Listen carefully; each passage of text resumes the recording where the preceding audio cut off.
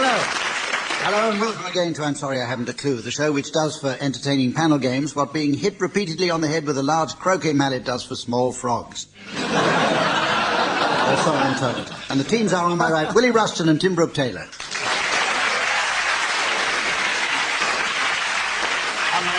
On my left, Paul Merton and Barry Cryer. And since for yet another week, the lovely Samantha, who's kept our scores for longer than any of us can remember, is still stranded in the Caribbean, we welcome back our Scandinavian tree trunk in trunks, Sven.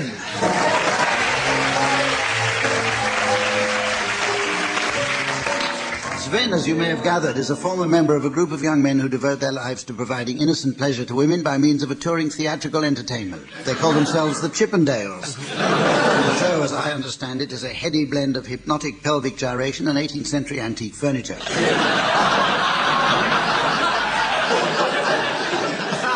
It's emerged, however, that a vicious outing campaign of former members has begun, with some surprising names on the list. Among them are Ernest Bevin, Sir Patrick Moore, Chesney Hawkes, Tony Gubber, the sports commentator, and well-known misprint, and Frank Boff. And we can exclusively reveal the top Radio 4 announcer, Peter Donaldson, was himself once a member, as this disturbing archive recording will verify. Hello, girls. Get a look at this.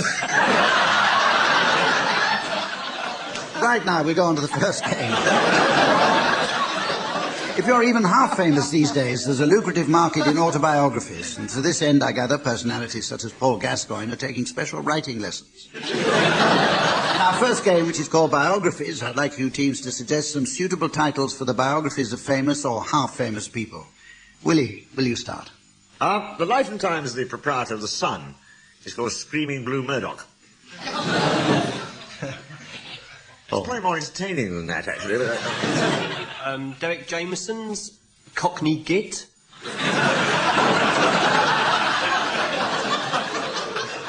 It's there if you look for it. Tim. I'd like to bring the trio of Tory books. First, Geoffrey Archer's autobiography entitled Me, Me, Me. Margaret Thatcher's We, We, We. And finally, John Major's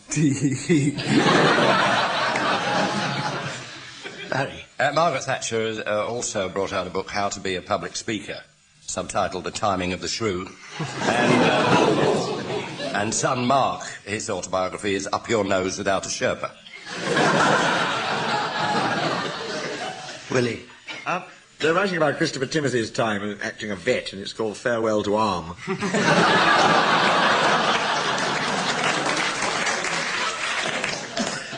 I'd like to plug the second volume of your autobiography, Humph, Blowing My Own Trumpet Again.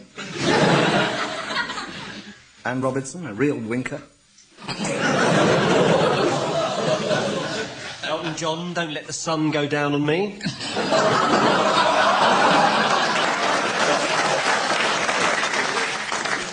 True to form, Paul. That was one of his records. Neil Kinnock's autobiography, My Story, History, Chronicle, Legend, Narrative, Saga, Curriculum Vitae. Lady Rain Spencer, Home Decorating for Fun and Profit. Richard Branson, I Upped My Income, Up Yours.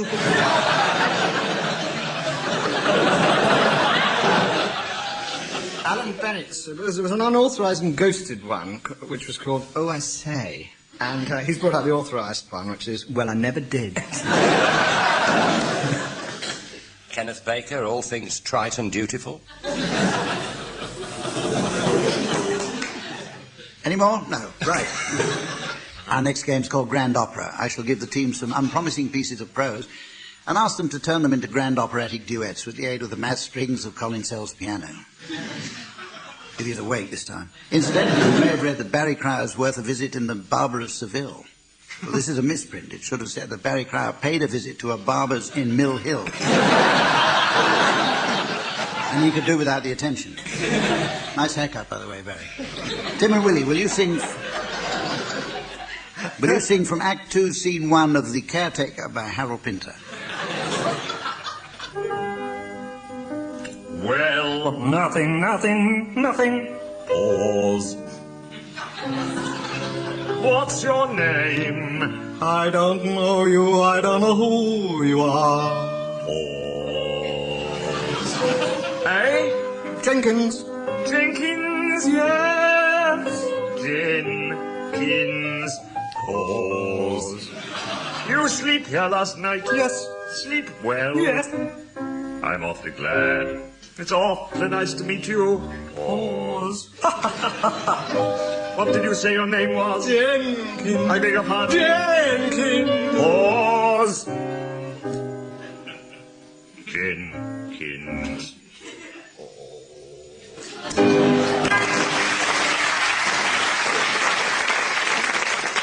Right, Paul and Barry, will you sing the words of the theme tune of Neighbours?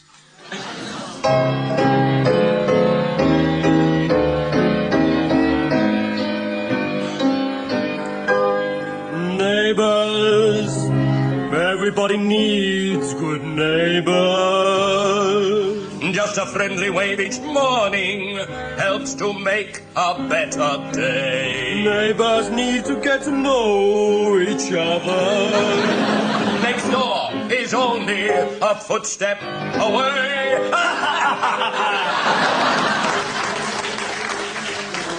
Neighbours, everybody needs good neighbours. With a little understanding, you can find the perfect blend. Neighbours should be there for one another. That's when good neighbors become good friends. That's when good neighbors become good friends. Ha, ha, ha, ha.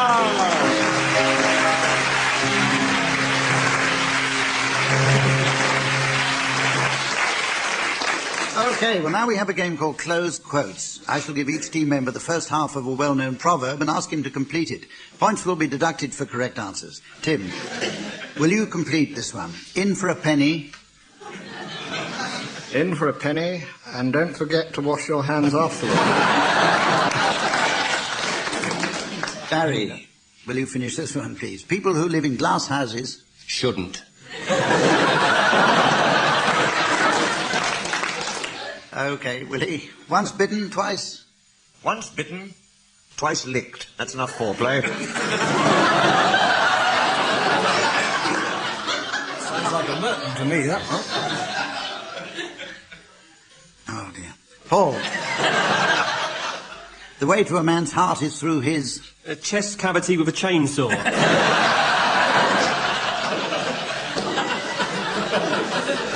Okay, another one for you, Tim. Better late than... Better late than Belgian. Pardon. Barry, No. it's an ill wind. Sorry. It's an ill wind that blows. But the silent ones are always the worst.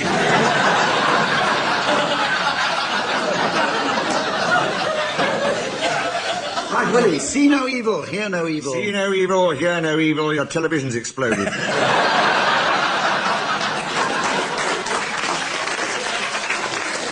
Couple here for anyone to answer. He who laughs last. It's Stuart Hall. And here's another one, finally. What goes up must... What goes up must be your decision, Myrtle.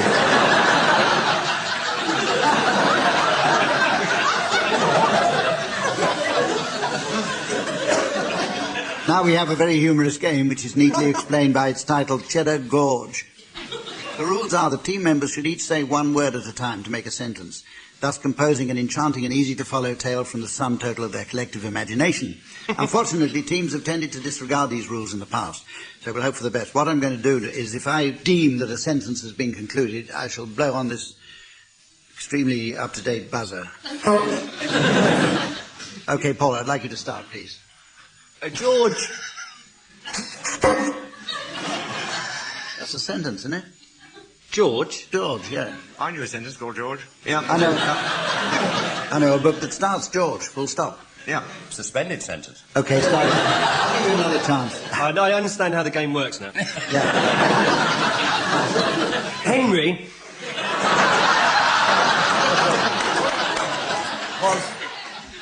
Was In One of the rooms that led to the other side of the Mountain.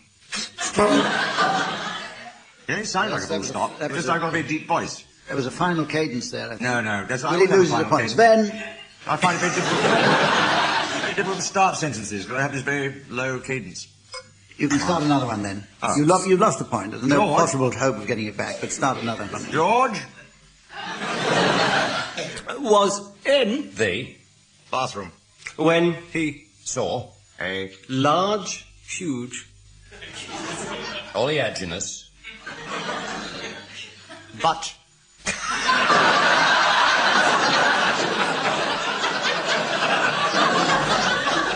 cute, And fetching yet somehow in a sort of Strange. way not unusual in another bathroom.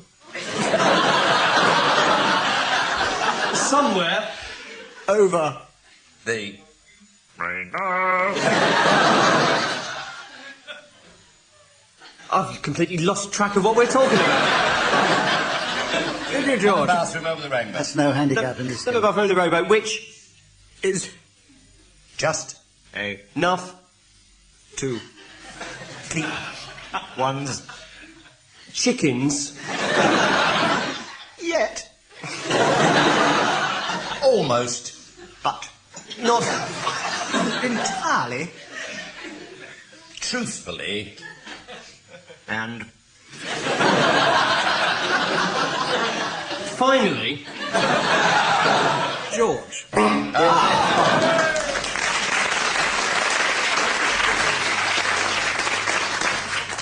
Now to our version of the hilarious TV programme Call My Bluff, in which panellists give definitions of unusual words. As someone who takes a healthy interest in our language, I sometimes notice words which people often use without their meanings ever being really explained. Teams, I shall give you a word to define, and I shall be awarding points to whichever definition I decide is nearest the truth. And here's the word coming up now. Hedgehog. And I'd like you to start, Barry. hedgehog. It's a Tibetan penance. Tibetan monks in Lhasa, that's Lhasa with an H, not Lhasa with no H, because Lhasa with an H spells laser. These monks, who are known as lamas, because they have a large bump on their head, like the hump of the other lama. That's lama with two L's, not lama with one L, because lama with one L is a monk. They're working monks, and where they live, the lamasery, a sort of monastery of labour, is at the top of a hill, and every month they allow the stubble on their shaven heads to grow a bit, to cushion the impact, because they go up that hill at a steady pace on their heads. This race is started by two lamas in the monastery ringing the bell, sort of lama lama ding dong. And they go bouncing up on their heads, hence the bump. So it is a stubble run up a hill, a hare jog. Tibetan penance, or small animal with spiky quills. No, it's a Tibetan penance. Right, that's your definition. Willie, what's yours? Well, those masochists among you who holidayed by going on a walking tour of Sweden will know that, in fact, hedgehog, I mean, you've heard people say it, you've met them in those little bars, and they will say to you, because this is what it is, they'll say, I am hedgehogging across Sweden.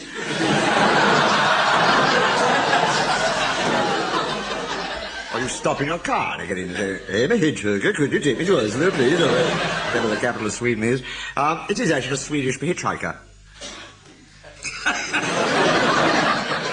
Sven is shaking his head from... Well, I think it's... He's shaking something. Righto. It's like a taffeta tea set. Or even I'll Stafford. tell you teams from now on, you've got to keep your own scores. Sven has left in a huff.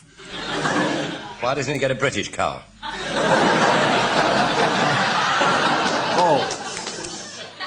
Well, it's actually pronounced hedgehog. And it's... you would be familiar with this word if you were a native of the Amazon basin, because the hedgehog is the eldest member of the tribe who has the full geography of the area inside his head. So hence sort of geography head abbreviated and backwards is head geog. So it means like the wisest member of the tribe. Right, Tim? Well, Barry very cleverly tried to confuse us by taking the real definition and taking it to another part of the world, because he knows the modern Yorkshire word minted by Yorkshire women to describe the exclamations of disbelief made by their menfolk to the suggestions of sensible diet and exercise. Hedgehog is just one of these, but is often used as a generic word to cover all. And hedgehog, for example, could be the reaction to cutting down on drink. Only 6 pints a day, or healthier eating. No gravy with chip and sugar butties. Or the original word to cover all in the reaction to the suggestion that fitness might be improved with a run in the early morning, thus, a jog? Congratulations, 29 pounds. Right, now I have to try and guess which one is the correct one. Barry's is obviously a bluff, because he didn't know what he was talking about. Llamas don't have bumps or humps. Not on their backs, anyway. Heads. Swedish hitchhiker offended Sven, and I don't, because I have to sit next to him all the time, so I disregard that one. York's explanation. The problem with Tim's was that he gabbled it, and I didn't really get an idea of what he was saying. So I'm going to go for the Amazonian head hedgehog. Paul. True or bluff? Oh.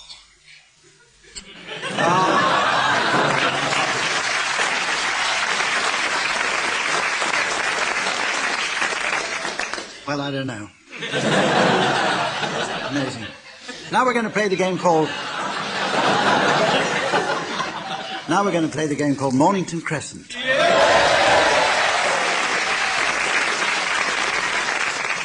We've had some complaints that the rules have been getting too complicated. So to prevent confusion, we shall play teams by the original modern rules this time.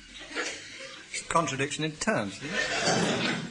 Why? Original, modern, how can you... I said to the producer before the show started, and I was looking at this card here, and I said, that Tim's going to quibble about that.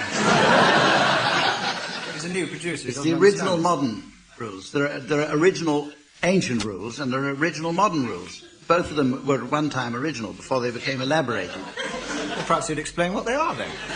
I don't have to explain it this time. We've been playing this game for 15 years, for goodness sake.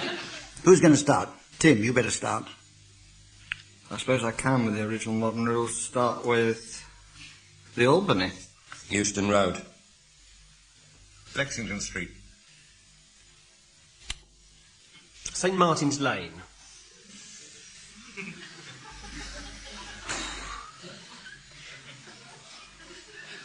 Oh, God, Tim, have you forgotten? You've been away so long. You don't see what he's been, what he's doing. He's doing very well, I'll tell you that. No, no, he's... A clue, he's pathetic. Westbourne Grove. Pal the Mal. Ooh. Pal the Mal? I changed in time. I was only halfway in. Pal the Mal. Yes, exactly. Pal the Mal, Mott the Hoople, we know them all. Phil the Greek, we know the lot. Spot the ball. No offence, mate.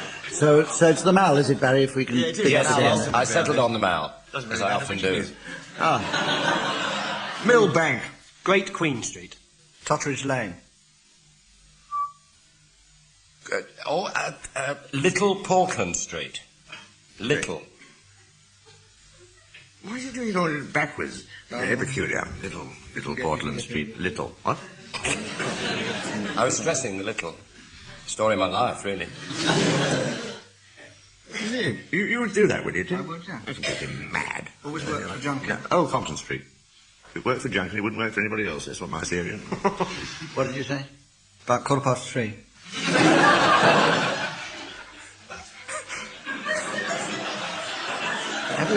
Have you actually made your move? I did. Willie Old Rushton? Compton Street, and he's bemused and flummoxed.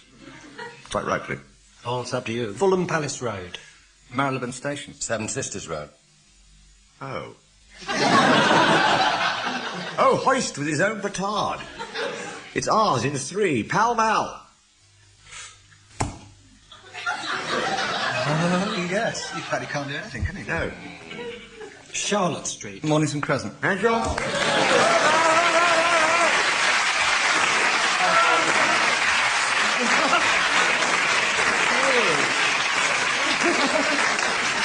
I could see that coming, right back as far as the Mall. I could see that coming. Mal. That's the beauty of this game. Using guys Follow and all the dolls, moves you in must remember. advance. You really can follow it all. Is he wearing the hearing aid this evening or not? The next round is Are you called... staying here tonight, Humphrey, going back to the home? Which are they doing? That trombone that keeps going off in his ear, no wonder. The next round is called Bad-Tempered Clavier, which has been cunningly devised around Colin Sell's unique way of playing the piano. Teams should attempt to sing a song of my choice, despite the very best efforts of Colin to accompany them on the piano. Despite the very best efforts of Colin to accompany them on the piano. Lost his glasses as well. If he loses his teeth, we really sung up.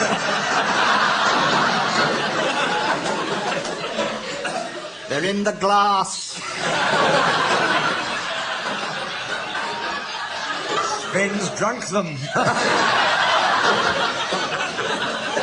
Sven smiling at us with Hump's teeth. Oh, don't put them in there, Sven, for God's sake. Produces a most unfortunate effect. Sven, is that the scorecard?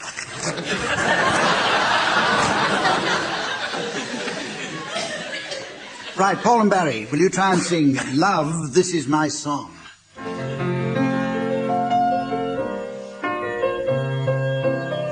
Love, this is my song. Here is a song, a serenade to you. The world cannot be wrong if in this world there's you. I care not what the world may say. Without your love there is no day. Love, this is my song. Here is a song to serenade to you.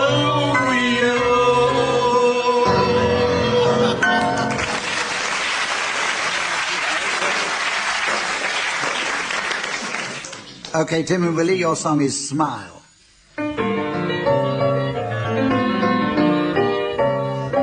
Smile though your heart is aching. Smile even though it's breaking.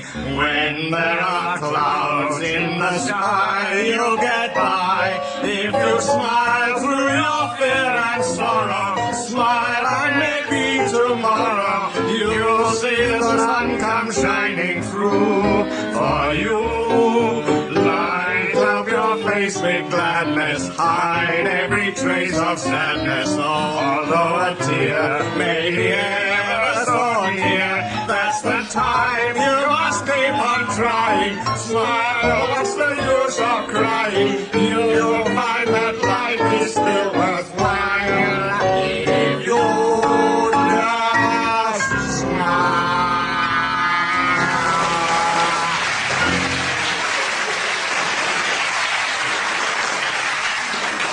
Colin, I don't know if anybody's told you, but you're supposed to mess up the accompaniment to try and confuse them. Well, Years of practice. Open the lid, open the lid. before there are any more interruptions from the piano player, we've almost come to the end of the programme, and I have to admit it almost makes me shed a tear. I probably would if I wasn't so very glad to be going home. So, Sven hangs up his trunks for the last time. Well hung, Sven.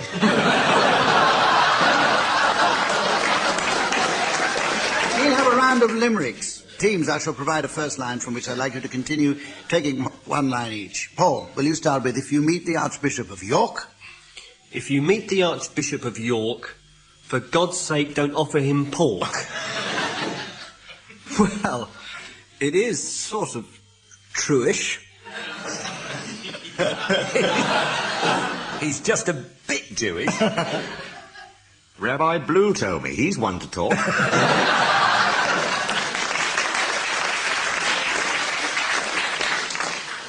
Tim, this next one doesn't scan, in fact.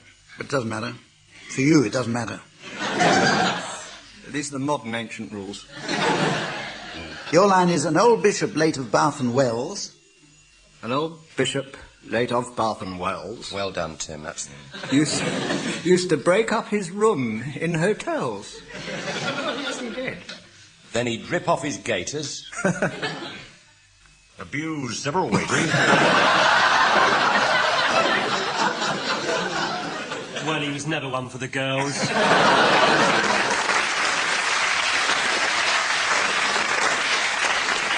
OK, Barry, here's a line for you. A radical curate from Brent. The radical curate from Brent Steady spin. gave up entirely for Lent. Simply lay in the aisle. With a faraway smile. And dreamt of the Duchess of Kent.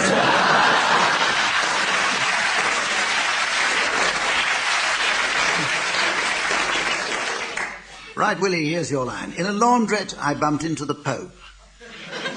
In a laundrette, I bumped into the Pope. He said, I've given up hope. He simply lay in the aisle. With a faraway smile. While we hit him with soap on a rope.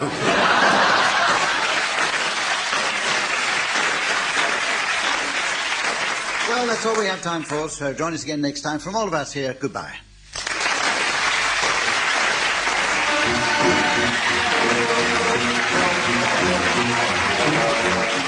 Barry Cryer, Paul Merton, Tim Brooke-Taylor and Willie Rushton were being given silly things to do by Humphrey Lyttelton, with Colin Sells setting some of them to music. The programme was produced by John Naismith.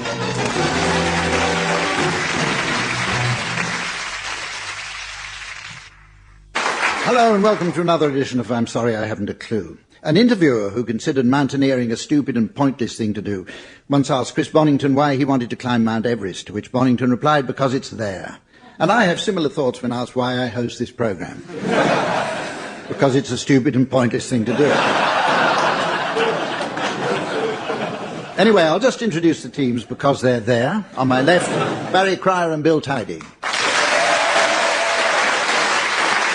And on my right, Willie Rushton and Denise Coffey. And it's with some distress that I have to inform you that the lovely Samantha, who scores for us, has been unfortunately delayed on an all-girls working holiday in the Caribbean, generously funded by a nice man in Soho. In her absence, please welcome, due to a bit of a mix-up at the agency, the very lovely Sven.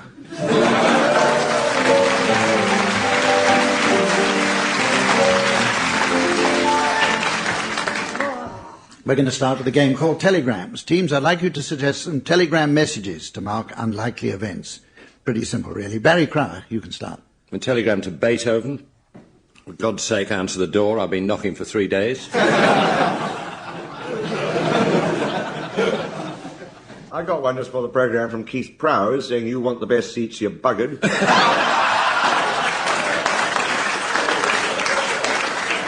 Bill. Mine's fairly short, economical message. It's a girl! Joseph! Topical. Denise. I discovered one that was in the Kremlin during the recent dramatic events. The telegram says, I'm sorry, I haven't a coup.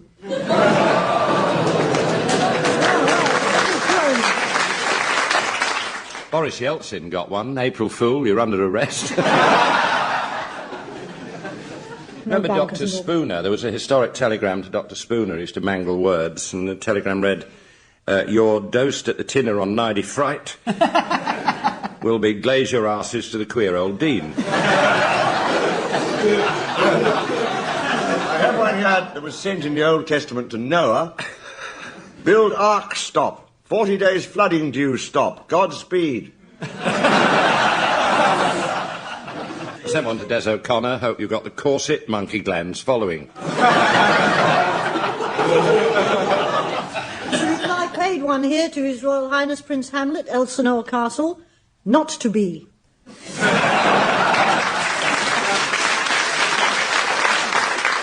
Right, teams, now for this next game I'd like to introduce listeners to an immensely able pianist.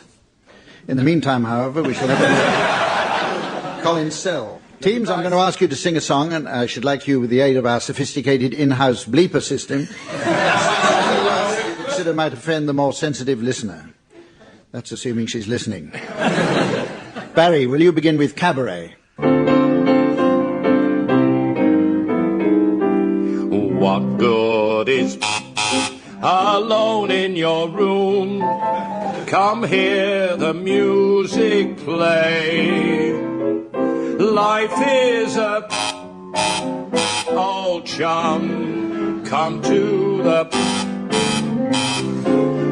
come taste the, come hear the, come blow the, start. Right this way you're waiting. No use permitting some prophet of doom to wipe every away. Life is a old chum to the cabaret.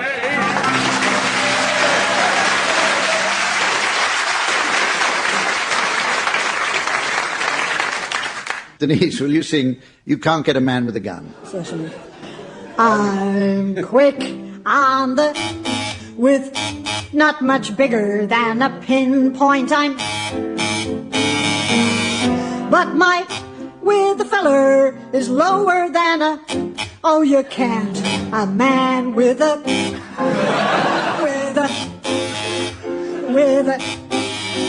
no, you can't, a man with a, if I went to with someone's herd of cattle, you'd ask when the job was done. But if I, the herder, they'd holler bloody murder, and you can't get a from a mug with a, no, you can't, a man with a.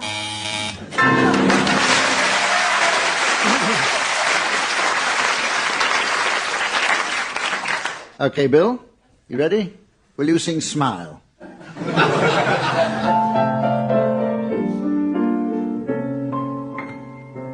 Smile, though your is aching. Smile, even though it's breaking. When there are in the, you'll get by. If you smile through your and sorrow, and maybe tomorrow you'll see the gun shining through for you. Light up your with gladness, hide every trace of go away, maybe ever so near. That's the time you must keep on ing. Smile, what's the use of ing? You'll find that is still worthwhile if you just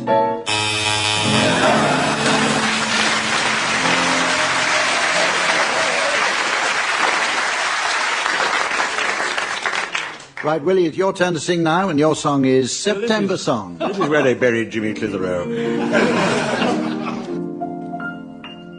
When I was a young man and the girls played me a waiting game. If a maiden refused me with tossing, I let the old take a couple of, and as time went around she my way. As time went around she came, but it's a long, long from May to December, and the grows shorter when you reach September, and the autumn weather turns up to flame, and you haven't got time for the waiting game, and the dwindle down to a precious few, and these few precious I'll with you, and these few precious I'll with you.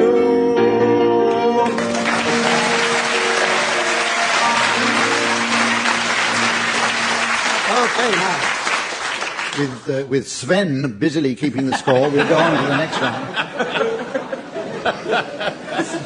This is a round of... T-shirt, Hum. What? What's that on Sven's T-shirt? I don't speak Swedish. I don't think it's Swedish, I think it's ketchup. I've got news for you, he's not wearing a T-shirt.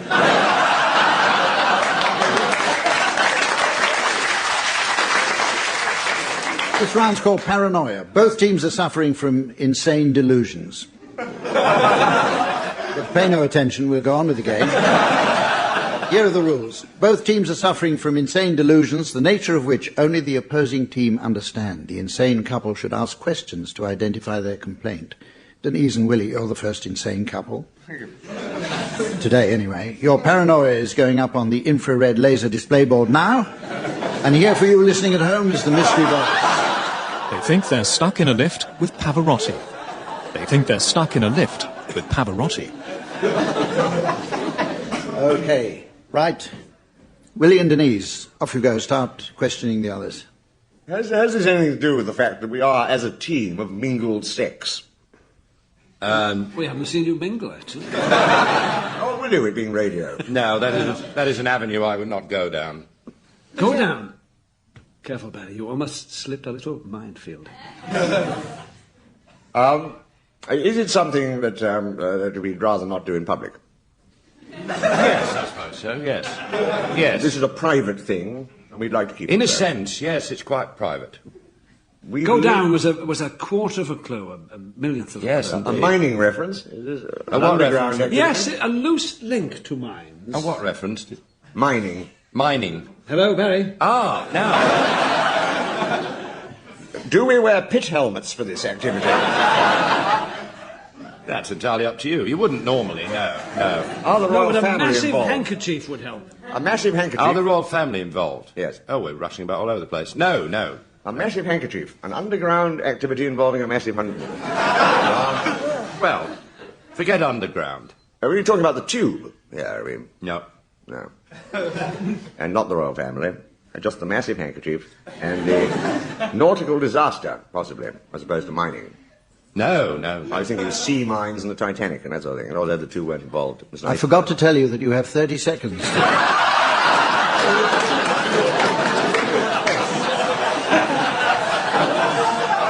10 seconds, quite frankly.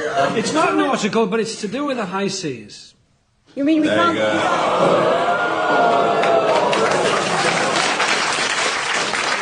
We think we're Pavarotti. So warm, you don't think you are Pavarotti? We are Pavarotti. No, you both don't of us, think you are together, Pavarotti. We've been together. eaten by Pavarotti. No. This could happen if this situation goes on long enough. We've been involved in a mining disaster. Pavarotti. Yes. Uncanny.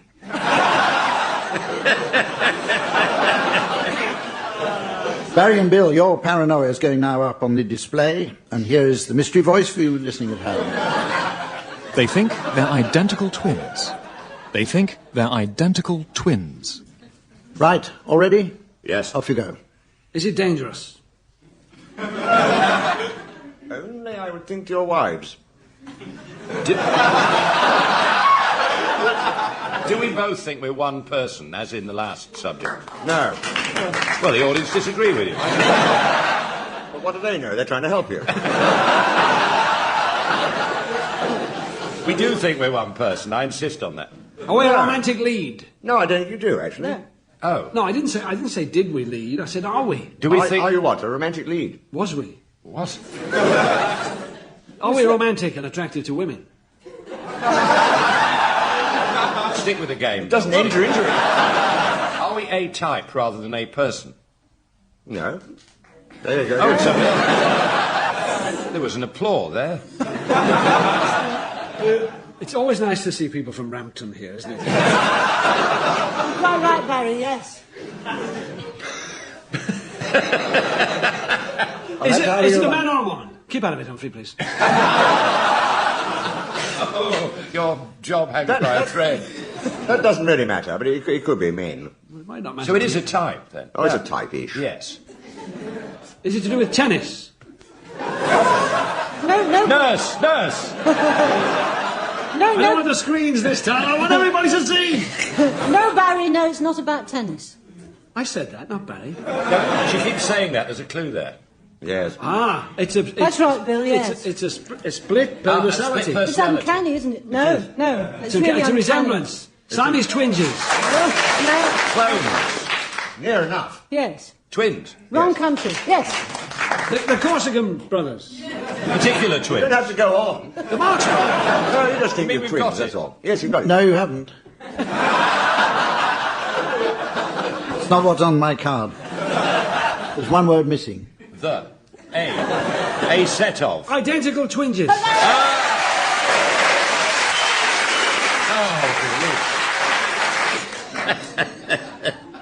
Right, with all to play for, we go on to a game called Close Quotes. I shall give you, each of you, the first half of a well-known saying or quotation, which I'd like you to complete. Points will be deducted for correct answers. Now, Barry, will you complete Too Many Cooks? On television. Willie, here's one for you. Red Sky at Night? Shepherd's Delight, red light at night, Shepherd's Market.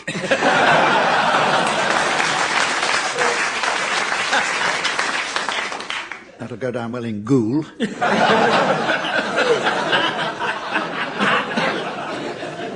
Bill, your saying is a fool and his money. Have an account in the Bank of Credit and Commerce. A fool and your money, of course, is a budget.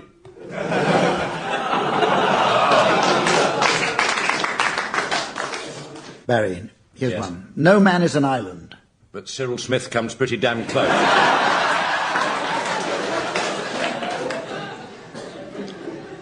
Denise, a little bit of acting for you to do. Please complete these famous lines of Lady Bracknell's. To lose one parrot, Mr. Worthing, may be regarded as a misfortune. But to machine gun the entire PTA...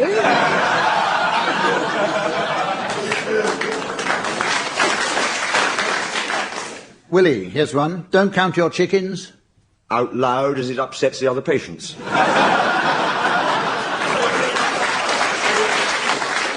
Anybody got any more ideas?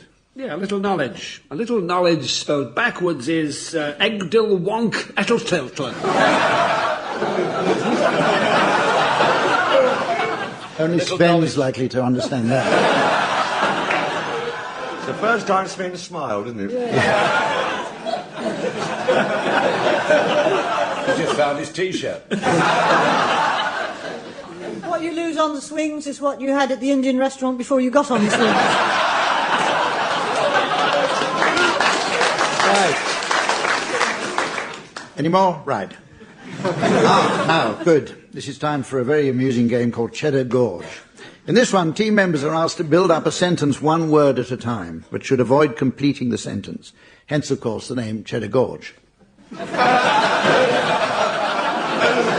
Now, Bill Tidy, will you start us off, please? Aye. Cried. The. Night. Before. Cantering. Pardon? Cantering. Along. The. Dark. Petunia strewn. 2 words, Doctor. With a Remove hyphen, that hyphen hyphen. without an anaesthetic. Remove that drip. That's no way to speak of Willie. Come back, Sven. Oh, sorry, you're talking about Sven. Sorry, Sven. Oh, dear. I'm informed by Sven that petunia strewn can be one word. If you leave out the Petunia strewn. Just saying. He just loves saying it. Petunia strewn. Okay, hurry along. He was singing Phil the Fluter's Ball earlier. Have you heard the Phil the Fluter from the down the bend? Petunia strewn. Yeah. Highway. Comma.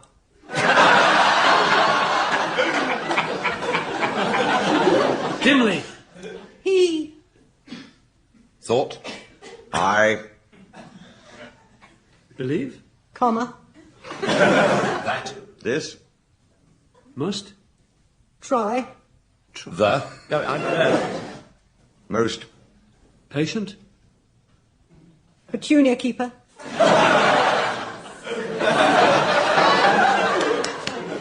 In. The. Whole. Of. Scandinavia. That's a full stop if ever I heard it. Yeah, I should have buzzed there, but I'm not going to use this damn thing. And. Unfortunately. The. Parkkeeper.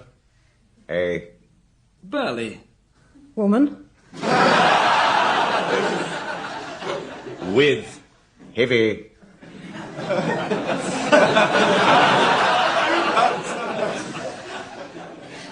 Responsibilities.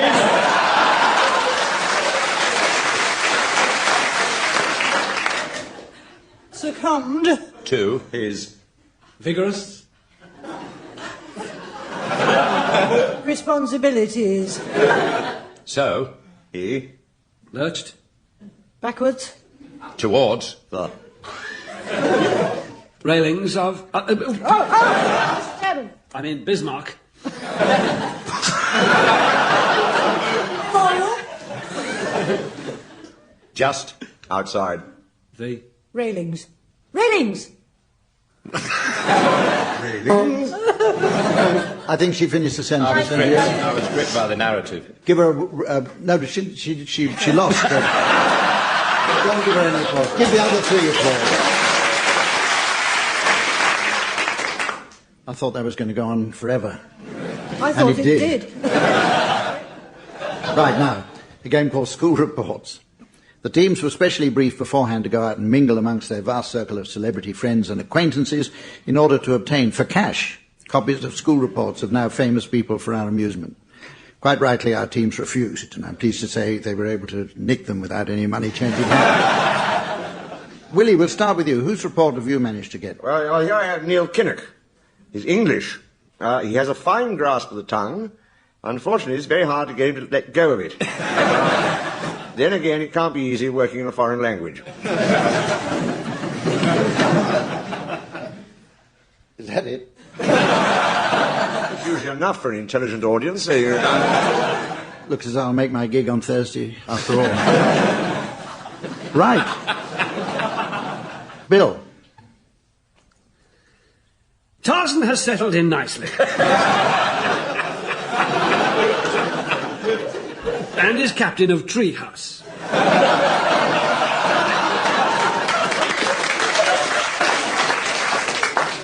His A-level English lit is improving rapidly, and he is now reading Byron's I'm certain he'll win his school loincloth this summer. And even now, he's swinging across the crocodile-infested quad. Oh.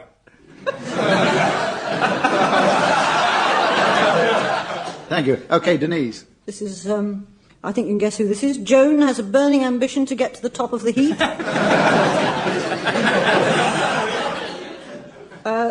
Must try harder. That was Judge Jeffrey's school report. Stories out there. Could become another Colin Sell. That was Wolfgang Amadeus Mozart. Pulled himself together and went on to better things. Finally, Barry. I found this while rummaging in my larder, Humph, which had broken down. And, I hope it's genuine. It's Adolf Hitler's school report. Adolf's painting has come along very well. He decorated the classroom with an iron cross. His athletics is not his strong point. He has been held back in the sprints by his habit of goose-stepping.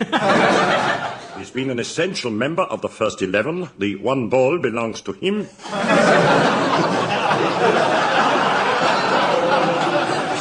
The process has been disappointing due to him continually raising his arm in class and being told to leave the room. At prayers, his rendition of the Horse Vessel song has been much admired by many pupils. The others have still not been found. Adolf is a quiet boy unless roused. Must close now, I can hear him coming.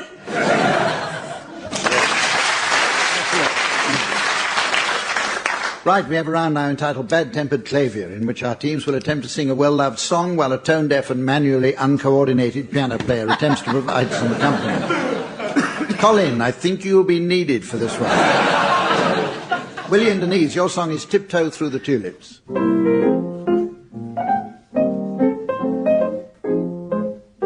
Come tiptoe to the window, by the window, that is where I'll be. Come tiptoe through the tulips with me.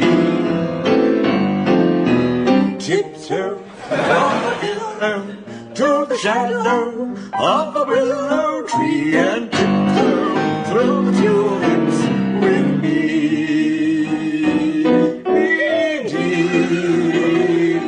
In flawless restraint, we'll keep our shores open, and if I kiss you in the garden, in the moonlight, will you pardon me? Come tiptoe through the tulips with me. Excellent. Barry and Bill, your song is My Way. Did you hear that buzz of anticipation? Indeed. As they left. And now the end is near, and so I face the final curtain. My friend, I'll say it clear, I'll state my case, of which I'm certain. I've lived a life that's full, I've traveled each and every byway, and more, much more than this, I did it my way. Yes, there were times, I'm sure you knew, when I bit off much more than I could chew. But through it all, when there was doubt, I ate it up and spit it out. I faced it all, and I stood tall, and did it my way.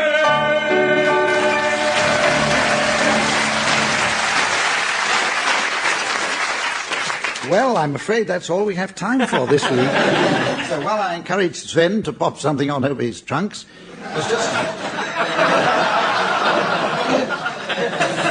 there's just time for a round of limericks. I'll supply the first line's teams, and I'd like you to finish them off individually. Bill, your first line is, a man with a gift for the fiddle Liked his steaks very rare on the griddle.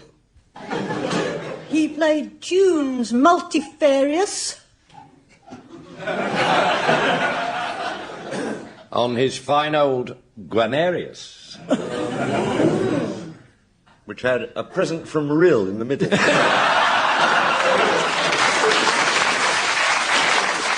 Here's the first line for you, Denise. Your line is, while playing some scales on the flute, I noticed strange stains on my suit.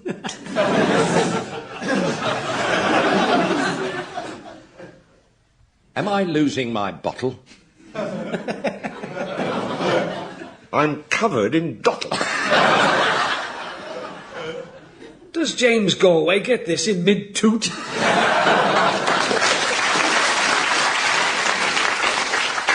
Barry, while learning to play the bassoon, in a bordello in downtown Rangoon, my reputation for blowing got all the girls going. Oh, these Burmese girls love a good tune.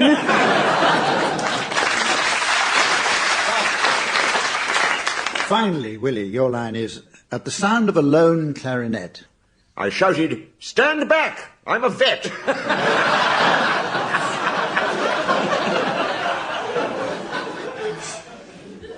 picture Acker's alarm. As I thrust in my arm. Oh, God, I still drink to forget.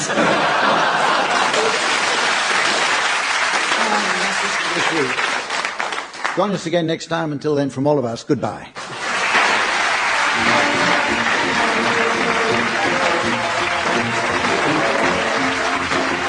With Cryer, Denise Coffey, Willie Rushton and Bill Tidy were being given silly things to do by Humphrey Lyttelton, with Colin Sells setting some of them to music. The programme was produced by John Naismith.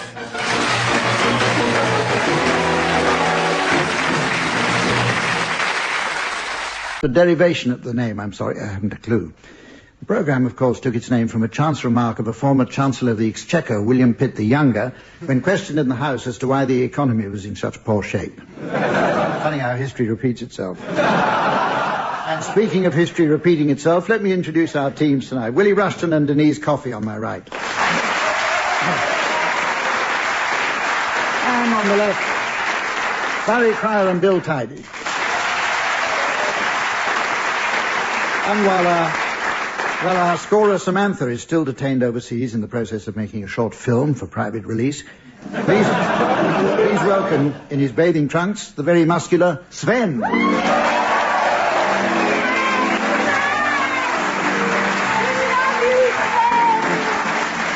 We'll start the show with a game called Crossbreeds. Teams, I want you to cross one person or thing with another to create a strange new hybrid.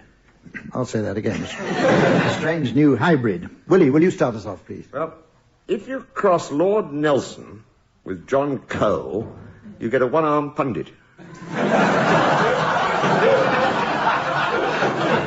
That puts you in the lead. Bill. If you cross Keith Prowse and the Bank of Credit and Commerce, you get nothing.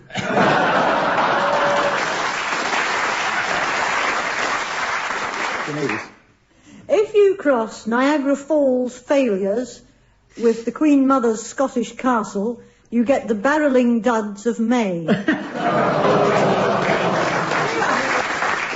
Barry. If you cross a Rottweiler with Lassie, you get a dog that bites your leg off and then helps you to look for it.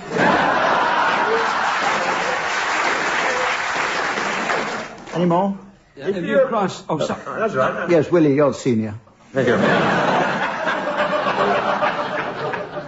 If you cross a judo expert with an Australian marsupial, you get unarmed wombat.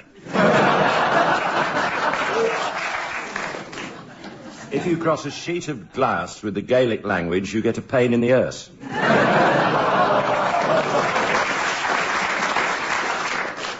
If you cross Neil Kinnock with Dame Edith Evans, you get a windpipe.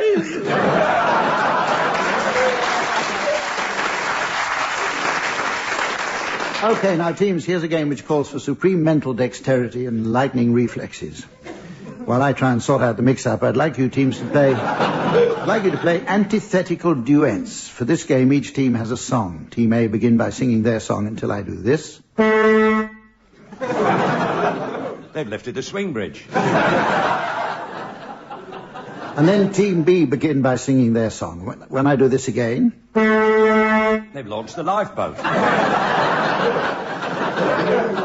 Team A have to take up their song from exactly where they left off, and so on until the end of the series. Now, Barry and Bill. Which is Team A? Just a small technical point. What? Which is Team A? Who cares?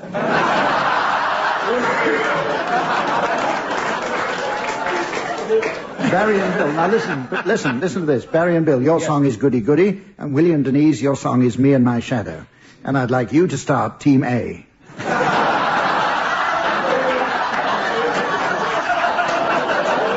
Willie and Denise. All right.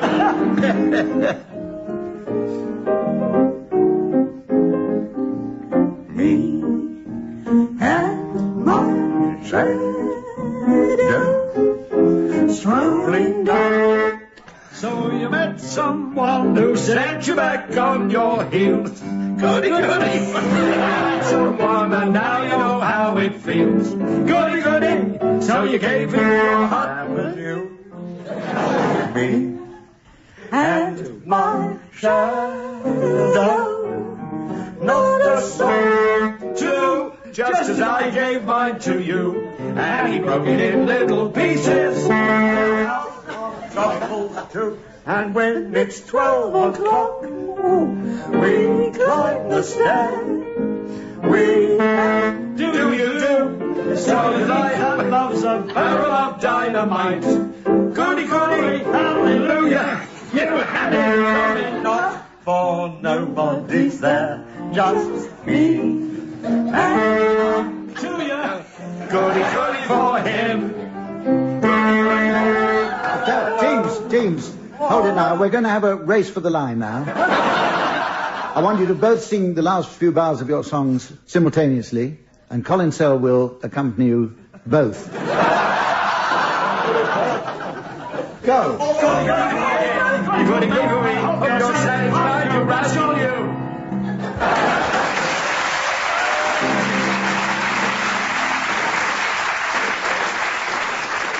Seems that Colin Sell won that one. Right, teams, we're going now to play a game called Complete Quotes. After considerable research in the sound archives, we've unearthed some rare excerpts of famous people speaking,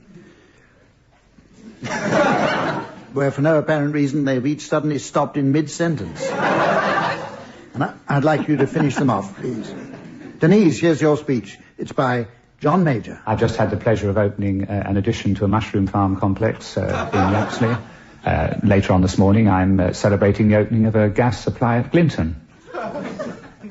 Tonight, I hope to have the thrill of watching paint dry in the Herring Museum at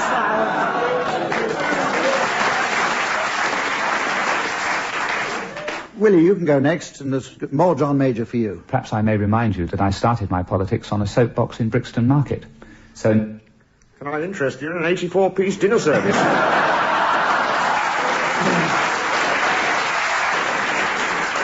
Barry, your unfinished quote is by Joan Collins. Television is an absolute phenomenon. If I actually sat and thought before I did any scenes in Dynasty... I'd realise phenomena is a plural, not a singular. Bill Tidy, you have a quote from David Icke. I'm David Icke. Like thousands of other young people, I dreamed of becoming a professional footballer, but I joined Arsenal. Willie, another one for you. This is Peter O'Toole. I was given a job with the old Vic Company, and I walked up the stairs from the stage door, up the stairs, and walking up the stairs is still... Bloody hard on it, Camel.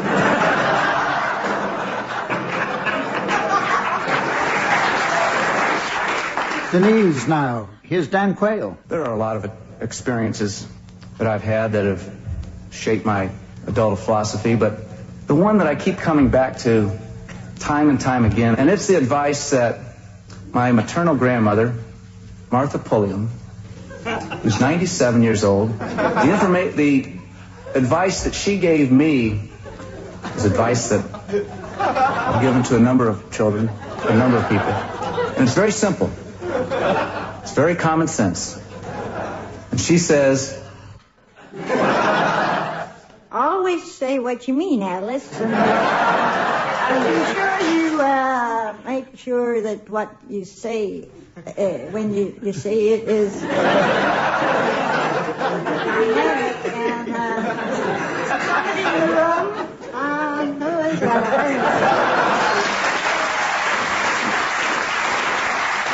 Finally, Barry Cryer. Here's a speech by Prince Philip. I find that I write something which I think is, tremendously deep and well thought out and extremely valuable. And then my spray can runs out.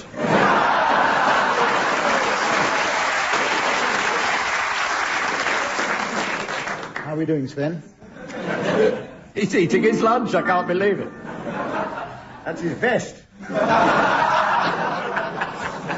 Now we have a very popular and humorous game in which I shall ask team members to sing along individually to a popular disc which I shall play to them on my gramophone. When I turn down my volume knob, I shall like them to continue singing. When I turn it up, if they're still in time with the music, I'll award points. And points mean... Prize!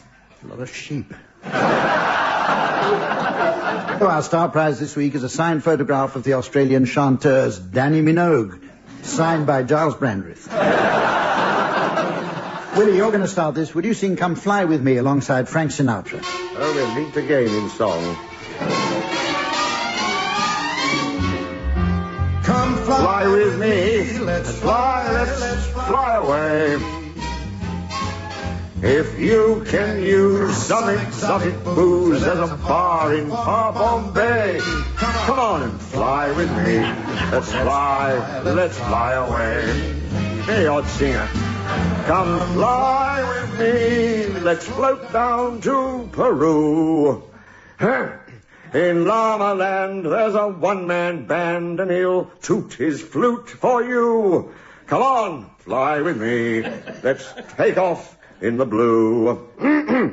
Once I get you up there, where the air is rarefied, we'll just fly.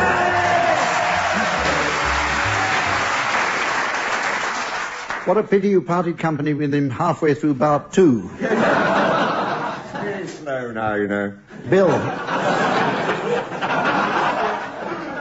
Bill Tidy, will you accompany Manhattan Transfer and sing Chanson d'amour? Chanson d'amour,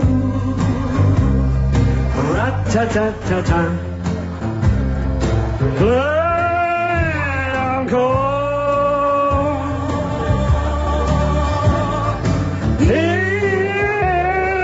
In my heart, rat-ta-ta-ta-ta, more and more.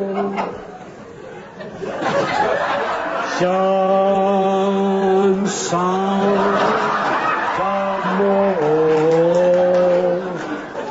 rat-ta-ta-ta-ta, je t'adore.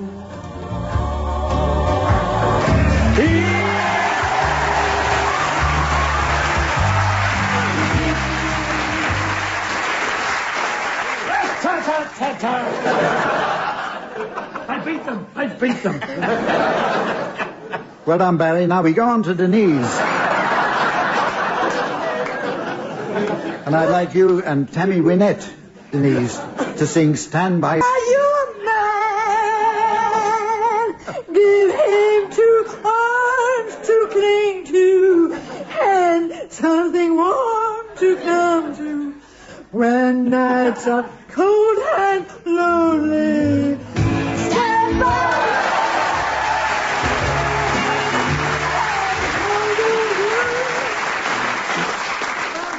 Me and Tammy would just like to thank Sven for his help. Barry, you're going to join Elvis Presley in a rendition of Heartbreak Hotel.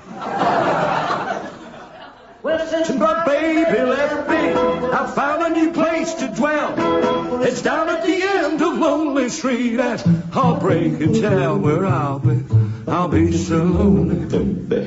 I'll be so lonely. I'll be so lonely I could die.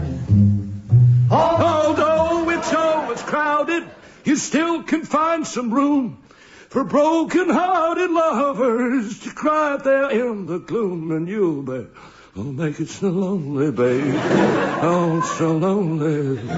Oh, so lonely they could die. Now the bellhop tears keep flowing. The desk clerk's dressed in black. They've been so long on Lonely Street, they'll never look back, and they'll make it so lonely, baby. Oh, they're so lonely, baby. Oh, they're so lonely.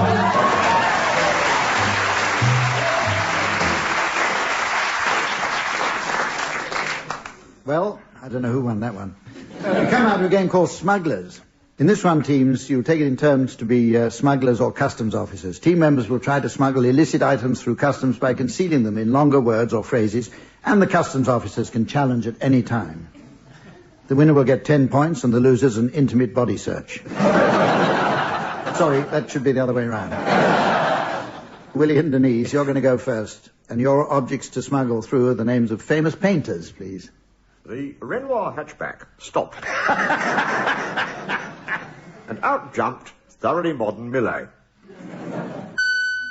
There's a challenge there. No, that's a flight leaving for Copenhagen.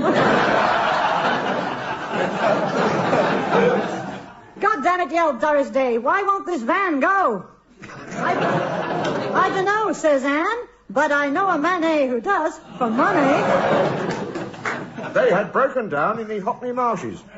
A constable approached. No. A Challenge sergeant. there from Barry Cryer. Go, Gam. Not yet. What a place to pick, Asso. Mo's mother snarls. Grandma, have you got a Kleenex tissue? I got shag all, said... Challenge from Bill. Bill, you challenged. Kleenex worries me. Kleenex. He did paintings that never lasted. Carry on. Doris Day shouts, turn her up, your hearing aid. Grandma says, I cannot hear ominous bosh. Wait a minute, it's there somewhere. It's there somewhere, I couldn't quite spot it. Let's get out of here while the go-gang's good. Challenge from Barry. Repetition. Barry and Bill, I'd like you to have a go with the names of famous poets. Well, I'm bringing through, officer, a seashell elongated. Ronnie Corbett, a short autobiography. That's by Ron. And, sorry, I bought it. What are his words worth? Right. Well, it's more than his job's worth, exactly. The money you won in the casino in Blankenberg, where you bet a man that you could come back with 4,000 francs. Challenge from Willie. Frank. Yeah, I'll allow that. 1 point to you. There's a bit of sheet music we're taking through. It's a Christmas song we used to sing in Sussex in the old days. Sort of Lewis Carroll. And Gold Dress, that's Malame. And Chamber Pot with Edgar Allan written on it. You have to sit well on that. Because it's very good for the Causley, isn't it? It is indeed. It is indeed. Sorry, McGough. McGonagall? No. It's the same. It's a good game, this. Do they have a poetic license for this? Do you concede? What? Only at the weekend. Okay, I'll tell you what, we're going to play a game called Mornington Crescent.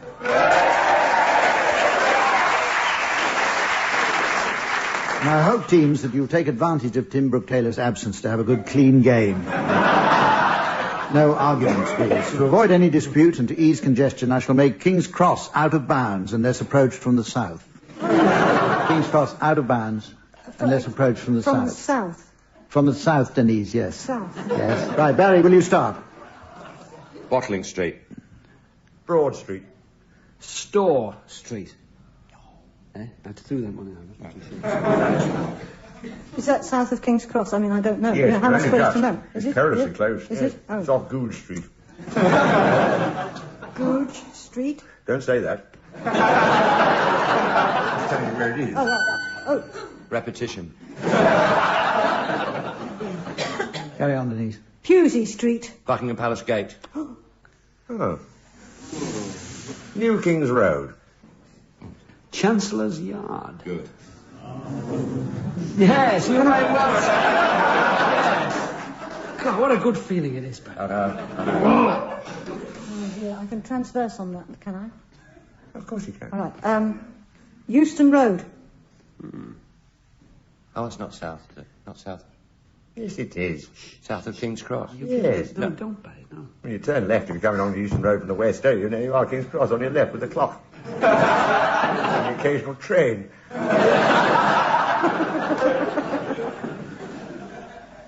Depends which way you're approaching it. That's what Sven said earlier, wasn't it? At least he's brought his vest up now. Shouldn't have eaten it. Come on. Barry, make a move, make a move. Egton Crescent. Ludgate Hill. Oh. Tulse Hill. Oh, Mornington Crescent. Yeah!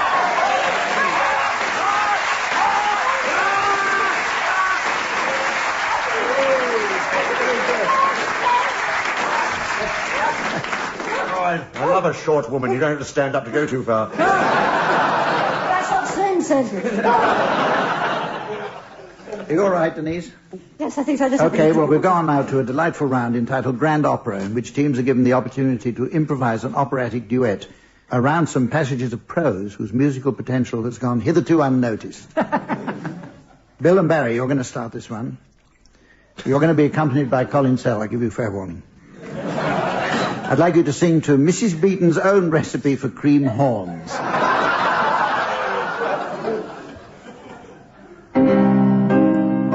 Cream horns, cornet de creme, 4 ounces of puff or flaky pastry, 1 gill sweetened and flavored cream, raspberry jam, chopped pistachio nuts, roll pastry out to 1/8 of an inch thick, and cut into strips 1/2 inch wide, and 12 to 14 inches long. Moisten strip with water, and wind round the cornet mould from the point upwards, keeping a moist surface on the outside.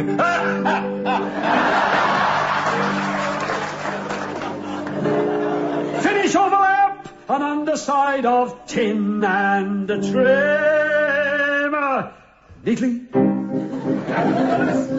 Allow to stand for 1 hour.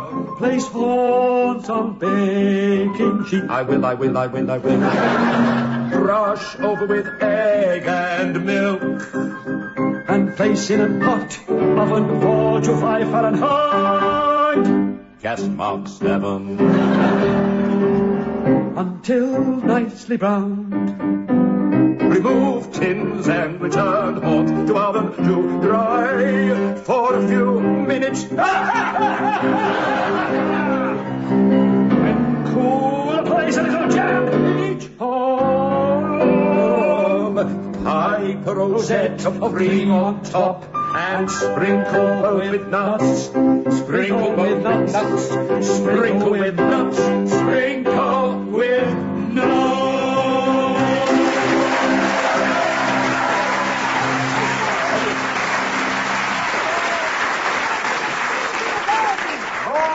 Then we won't have to do it.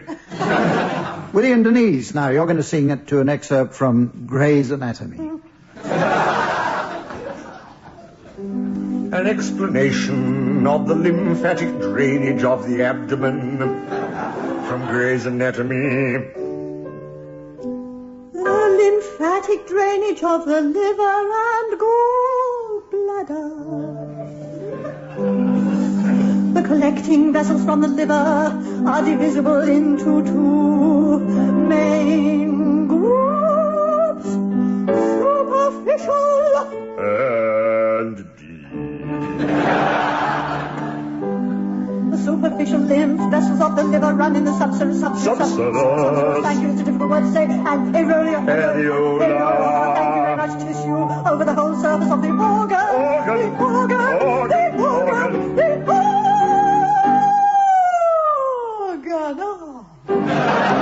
They drain in 4 directions. From the middle part of the posterior surface. From the chordate lobe. From the posterior part of the convex surface. Convex surface. The attachment of the classical ligaments. And from the posterior part of the interior surface of the right lobe, the vessels accompany the inferior vena cava. And in glands around the terminal part of that vessel. And in glands around the terminal part of that vessel. There'll always be an gland. There'll always be.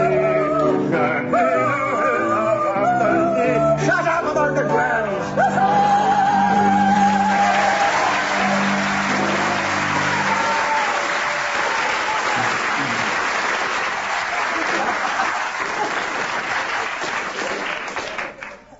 Now, teams, with all to play for, we come to the round of limericks. Sven has to leave us now to join the Chippendales. Why, are they coming apart?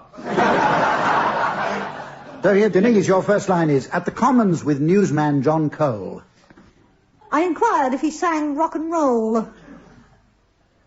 He bridled a smidgen. As he fondled a pigeon.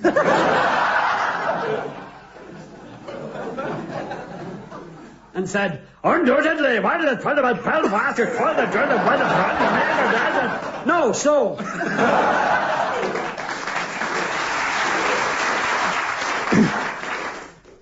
Barry, your first line is, when travelling abroad with Kate Adie. Travelling abroad with Kate Adie, she told me her background was shady. She said, I'm the love child of the late Oscar Wilde. And someone called Bosie O'Grady.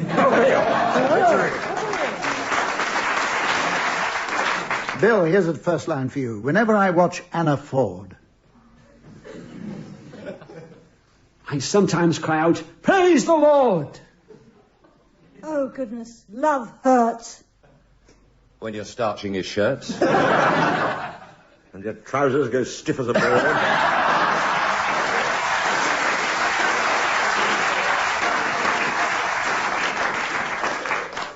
Willie, your first line is, while out with Sir Alistair Burnett. While out with Sir Alistair Burnett, I shouted, stand back, I'm a vet!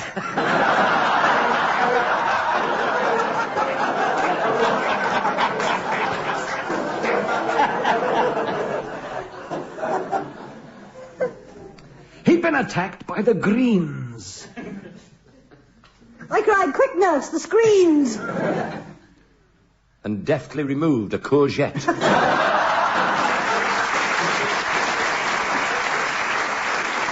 And with the teams running neck and neck, that's all we have time for, I'm afraid. Join us again next week. Until then, from all of us, goodbye.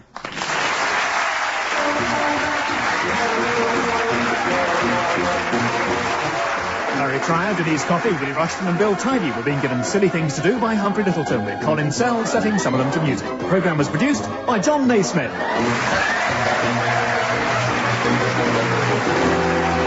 Hello and welcome to I'm Sorry I Haven't a Clue. When I said I'm sorry I haven't a clue just then, that wasn't because I'd lost my script or become suddenly very forgetful. This is, of course, the name of the programme.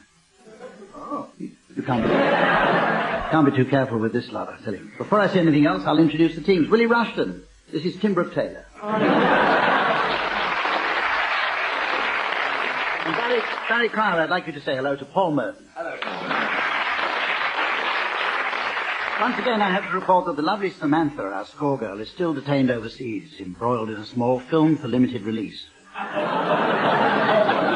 Mail order, I believe. In the meantime, will you please welcome back the equally glamorous Sven.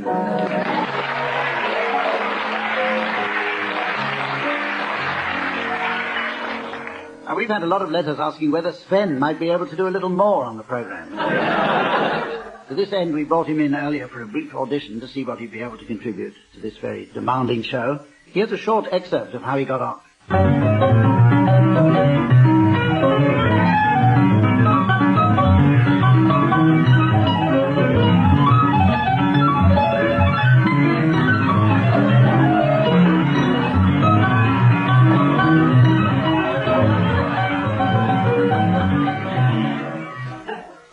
Personally, I'm not sure how he'd fit in exactly. What do you think, Colin Sell?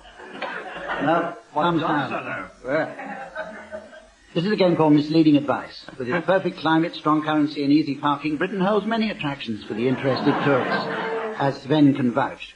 So, teams, I'd like you to come up with some suggestions and guidelines for the first-time visitor to these shores. And Barry, will you start? Skateboarders should head for Westminster Abbey. Start slowly and then build.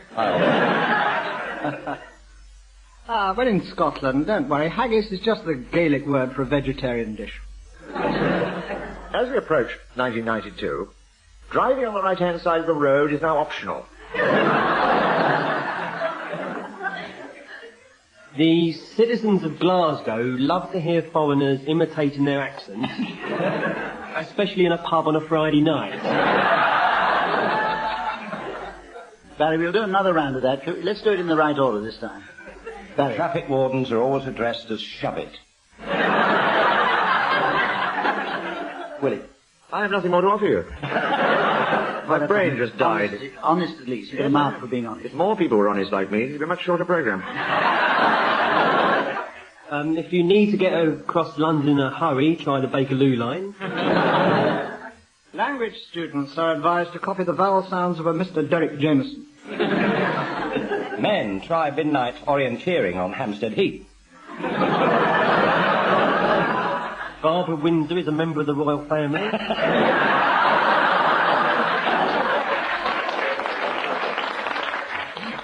Okay, that's all, is it? Right, we'll go on to the next game, and this is a musical one. It's a round called Singing Sprint. One team has to sing a song as fast as they can, and then the opposing team should sing a different song of identical length and try and beat the first team's time.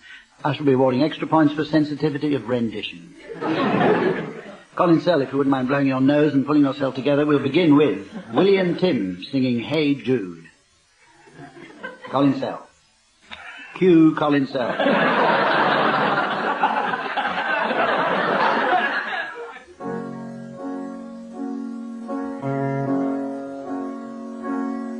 Hey Jude, don't make it bad, take a sad song to make it better. Remember the letter into your heart, then you can start to make it better. Hey Jude, don't be afraid, you will make the garden get her. And if you let her out of your skin, then you begin to make it better. And any time you feel the pain, hey Jude, refrain. Don't carry the world upon your shoulders. For when you know there's a fool who plays with you, I'll make you feel a little colder.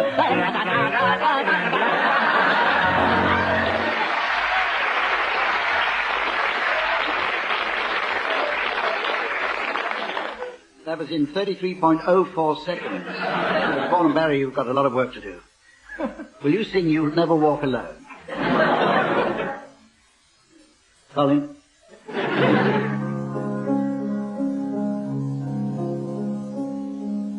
When you walk through the storm, hold your head up high and don't be afraid of the dark. At the end of the storm is golden sky and the sweet of a song of a lark. Walk on for the wind, walk on for the rain, those winds you toss and blow. Walk on with hope in your heart, you'll never walk alone. You'll never walk alone.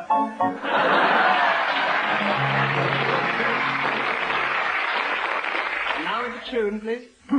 That was good. What's shorter than that? You won that, Barry, you won that, so you needn't keep on about it.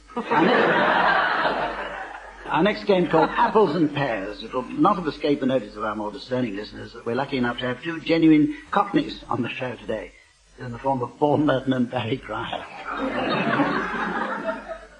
This game is based on good old Cockney rhyming slang, which was the only language Paul and Barry knew when they were nippers, and which is still practiced today in some universities. One team translates the names of famous people, places, or things into that lovable jargon, while the other team has to translate them back. Okay, Tim, I'd like you to go first, please. I've got a touch of the Emmas. Now, stick to the show. Touch of the Emmas. Emma Nicholson, not an easy rhyme. Emma Peel. Emma Freud. That's right. Freud. Singular. Plural. Plural. Oh, you have my sympathy. I seem to be sitting very comfortably to me. You got it right. That's very good, yeah. Big round of applause for Barry.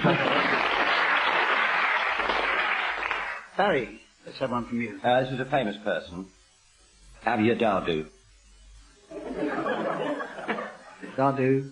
Dardu. Dardu. Hitler. Oh, so warm. Late arrival He of was, Hitler's you know. ball. Yeah. Dardu. Dardu. Dardu, Dardu, Dardu. Here come the police. No. So often. I'm amazed. I'm willing for you to tell us now, What Barry. is Avia short for Have You Got Your Belt On? Elton and Dardu Ron Ron John. Elton John. Avia Dardu.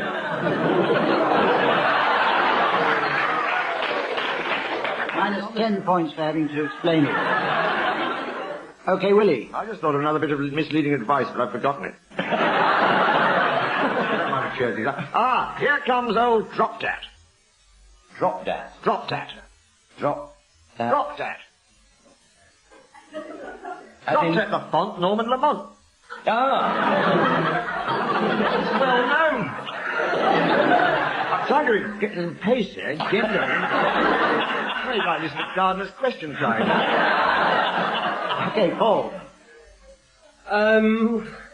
He's a bit of a bouffant hare. Bouffant hair.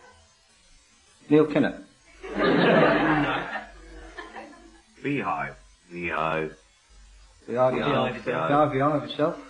Is that? No. No? I'm not allowed to guess, am I? Can do. Yes, you can. Yeah, go on, Ben. Lionel Blair. That's exactly right.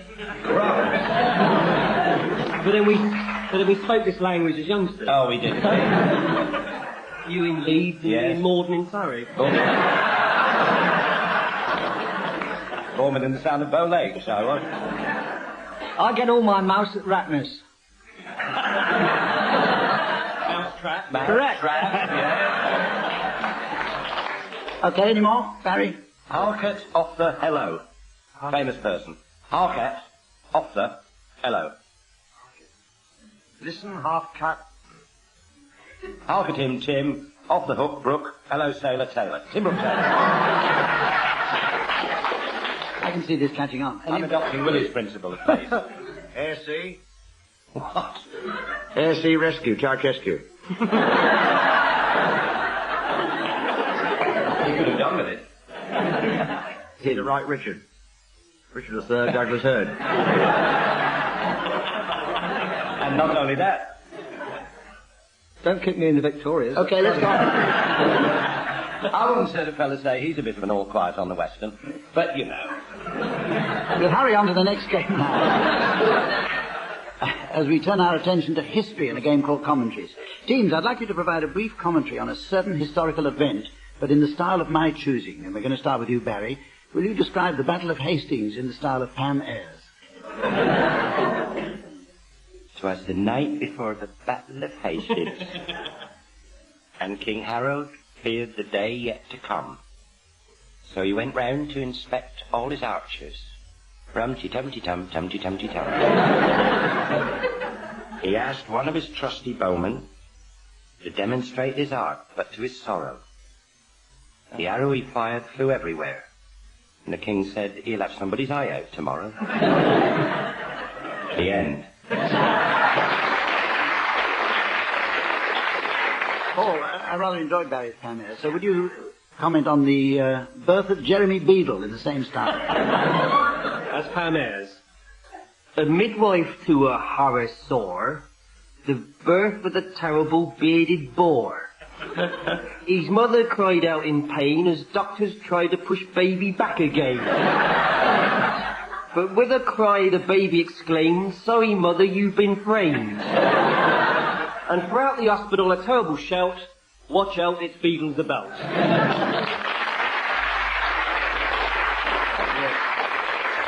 Okay, it's your turn, Tim. Would you describe Prime Minister's question time in the style of the football results announcer? And here is today's Prime Minister's question time. Can Livingstone resign? John Major, why should I? Dennis Skinner, because you're useless. John Major, oh am I? Neil Kinnock, I think you're useless too. John Major, but not as useless as you. The Tory backbenches, hear, hear, the Speaker, order, order. The slagging match between the Liberal Democrats and the Ulster Unionists, postponed. Now back to Humphrey Lyttelton at the teleprinter. Right, now Willie, here's one for you. Will you please describe the beheading of Charles I in the style of an agony aunt? Dear Charles I. It is, of course, so easy to be wise after the event.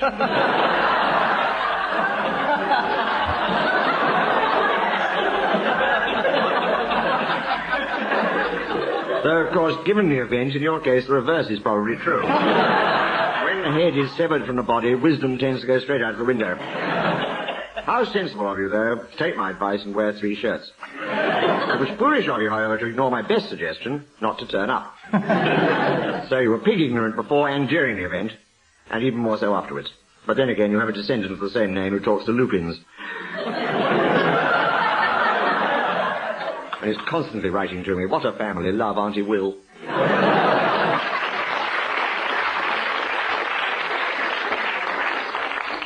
And while Sven busily tots up the score, we go on to a very amusing game called Pick Up Song.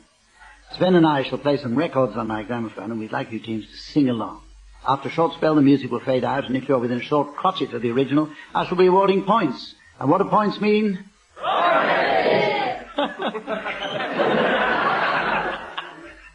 Today's prize is a copy of Samantha's video. Yeah, quite a good prize this week. Right, Willie, will you join Edith Piaf singing Non, je ne regrette rien? Non, rien de rien. Non, je ne regrette rien. Ni le bien qu'on m'a fait, ni le mal. Tout ça m'est bien égal. Non, rien de rien. Non, that's no. Je ne regrette rien. C'est payé. What's this word? Balayer. Oublier. Je me fous de passer. Silly bitch.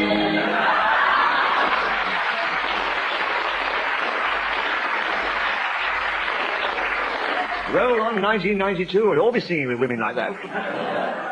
Tim, will you join the tokens, please, and sing The Lion Sleeps Tonight? And I'd like the rest of you, team, to join in on the Wimmerways. Okay? Here we go.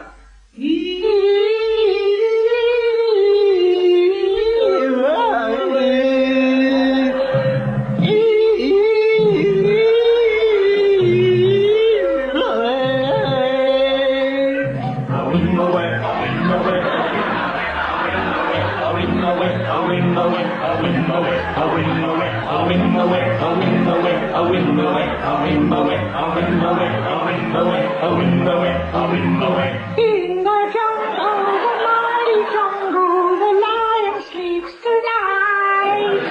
In the jungle, the quiet jungle, the lion sleeps tonight.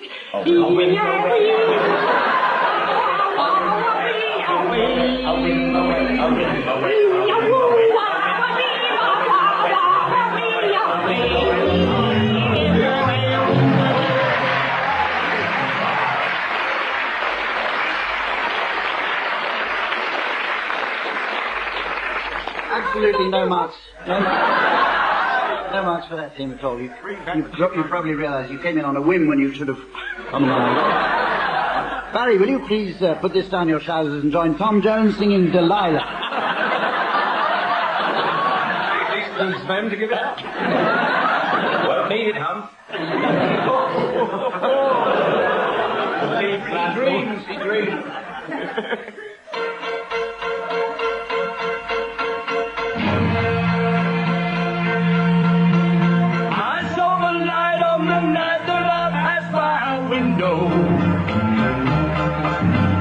I saw the flickering shadows of love on our line.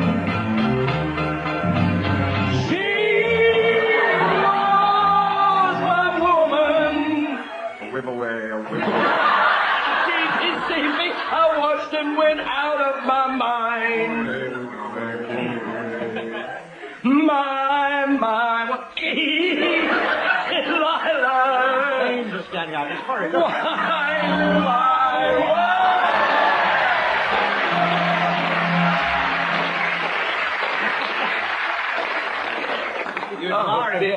Nurse. Right, Paul, now, will you enlighten us as to the real lyrics of The Israelites by Desmond Dekker in the 80s? In the morning slaving for bread, sir, so that every baby mouth can be fed. The Israelite wife and me kids, they pack up and leave me. Darling, she said I was yours to receive.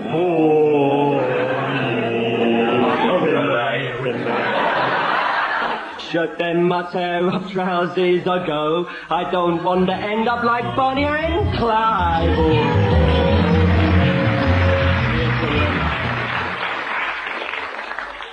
I'm going to put it to the audience. Who do you think won that? Couldn't agree less. Now we come to a game called Paranoia. Both our teams are suffering from insane mental delusions, so conveniently we've devised a game around them. The important thing to remember is that the nature of these insane delusions is known only to the opposing team, us, the audience. The insane team should ask questions of the other to try and identify their symptom. Tim and Willie, you're going to go first. Your paranoia is going up on our drive-in size laser scoreboard. And here for listeners is the mystery voice. They think they're the iceberg that sank the Titanic. They think they're the iceberg that sank the Titanic. Okay, Willie and Tim, away you go. Start questioning. Have we been suffering from this for long? Wasn't a long time at the time. Well, no, it was probably quite old. Probably a long time. Long yeah. standing. Well, probably a while. Have we suffered it together? Yes, you're both this. Yes. We're both too old to do this programme. Yes, true. Is it anything to do with Sven and Samantha? No. Just, I've seen some of the early rushes. So did Moses. This is something that happened a time ago. Yes. The Old Testament? No. Not as old as that. No. We thought. Yeah. This century. Yeah. Early this century. Something We Victorian. thought we were Queen Victoria. No. No, later than her. Slightly later. Margaret Thatcher. There is a strange resemblance. In temperament. Well, did this happen before the First World War? Yes. Edward the Confessor. Well before the First World War. We think we're Lily Langtry. I will not point the finger. Do we think we're a male person? No. No, Do you think we're a female person? No. Do you think we're an animal? No. Vegetable and mineral? A feeling that was abroad at the time. We're terrified of the Kaiser. No, nothing to do with the Kaiser. We say this programme will be over by Christmas. You're more the... went down on the Titanic. Oh, You're not proud. I thought with Paul here there was some reference there. We're that close, are we? We are the iceberg. Yes. The thing is, we are the iceberg. Yes. Yeah. Well, as long as we understand that. Yes. Barry and Paul, your paranoia is going up on the display board now, and here once again is the mystery voice to tell you it home. They think they're playing What's My Line? They think they're playing What's My Line? Okay, start questioning. Are we two people? No. No. We're one person. Yes. Are we contemporary? Yes. Yep. Real or fictional? You'll have to rephrase that. Politician? No. Has this got anything to do with Jeffrey Archer? Vegetable. No, I think you've got the wrong one. Oh, sorry. No, I can't allow that. You can't allow what? That's 5. Oh. So we're one person. I'm trying to read through. One person, male, not a politician. Not a politician. No. Real or fictional? There was some doubt about it. No, real. Oh, real. Okay. 7. Show business? No. No. 8. You may have forgotten your mime. It's just the way he sits. Yeah. Is it, was it an ironic no when I asked show business? That's 9. One more. That's a German no as opposed to an ironic no. Where are we? Sport? No, that's No, it. bad. Sorry, Shut up. Humphrey's the chairman. For heaven's Not in this particular case. Would you like to tell them who you are? Give us a clue. We gave you clues when you did yours. Came in, They've been giving you you did a clues mime, for the you last- wrote your name on the wall. Well, it's What's My Line? We think we're a contestant on What's My Line. Absolutely. You're playing. Rambling on bitterly about no clues. In retrospect, now, with the hindsight saga, yes, I At think. moments like this, I get a glimpse of what eternity must be like. Now we're going to play a musical game. We're going to play a musical game which I know our teams enjoy playing at home. It's called Singing Relay and involves both our teams singing a song each but taking alternate words between them. It calls for quick wits and a large double brandy, which is why our teams enjoy playing it at home. Okay, Barry and Paul, will you sing Get Out and Get Under? Cue, Colin. He have to get under, get out and get under to fix his little machine. He was dying to cuddle his queen, but every minute when he'd begin it, he'd have to get under, get out and get under. Then he'd get back at the wheel a dozen times. They'd start to hug and kiss, and then the darn engine it would miss, and then he'd have to get under, get out and get under and fix his automobile.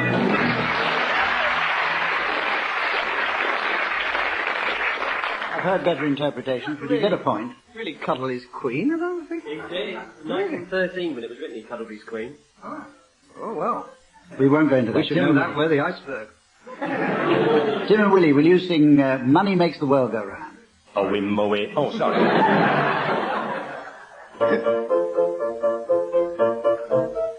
Money makes the world go around, the world go around, the world go around. Money makes the world go around, a clinking, clanking sound of money, money, money, money, money, money, money, money. Get a little money, money, money, money.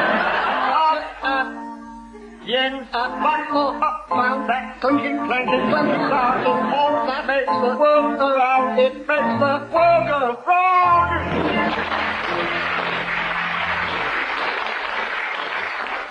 Too slick, I think.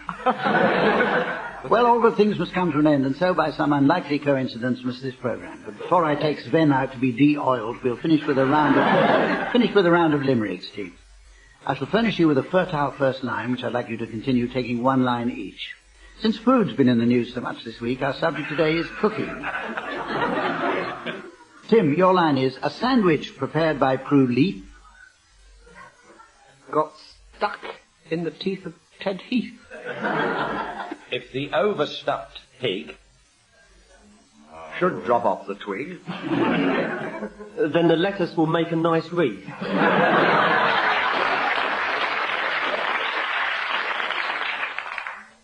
Barry, here's one for you. The technique of the two brothers Roux.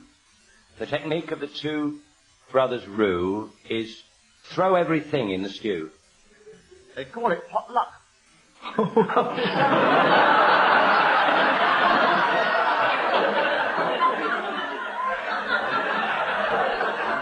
And you're instantly struck by memories of Regent's Park Zoo.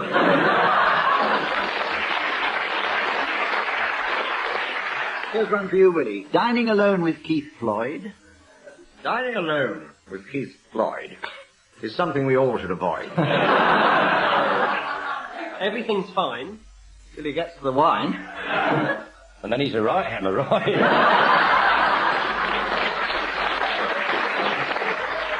And finally, Paul, your line is, pass the wok then, said Hudson to Halls.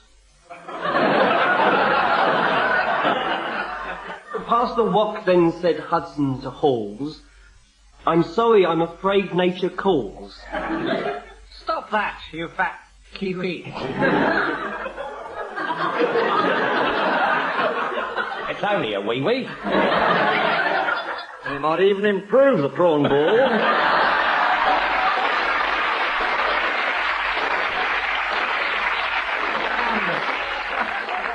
And on that elevated note, that's all we have time for. Join us again next time.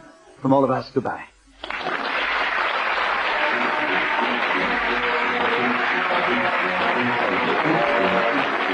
Valley Crier, Paul Merton, Brooke-Taylor and Willie Rushton are being given silly things to do by Humphrey Lyttelton, with Colin Sells setting some of them to music. The programme was produced by John Naismith.